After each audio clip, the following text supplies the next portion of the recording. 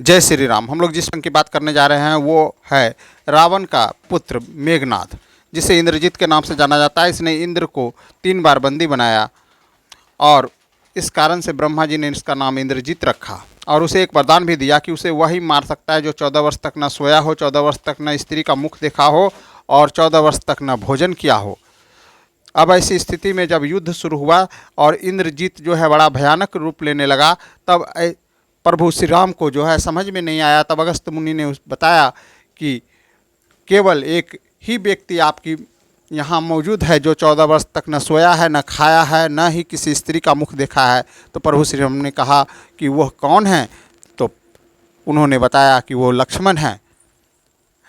लक्ष्मण न 14 वर्ष तक सोए थे, उनके बदले उन्हें निंद्रा देवी ने वरदान दिया था कि उनके बदले जो सोएगी, तो उनकी पत्नी उर्मिला 14 वर्ष तक सोई तो ये 14 वर्ष तक जागे। अर्थात उनका नींद अगर कोई पूरा करे तो निश्चित ही जो है यह नहीं सो पाएंगे।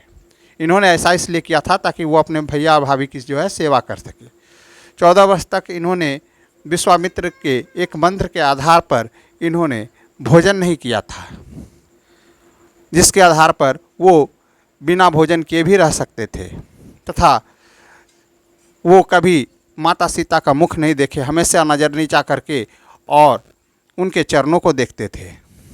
इस प्रकार प्रभु लक्ष्मण बिल्कुल ही इस योग्य थे कि वो मेघनाद का वध कर सके। दूसरी ओर इंद्रजीत पितृभक्ति में प्रभु श्री राम के तुल्य थे।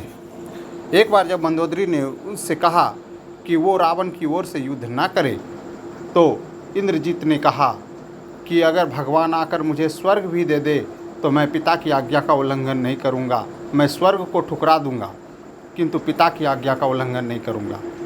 इस तरह वो एक पितृभक्त भी था, किंतु वह प्रभु श्री लक्ष्मण के हाथों मारा गया।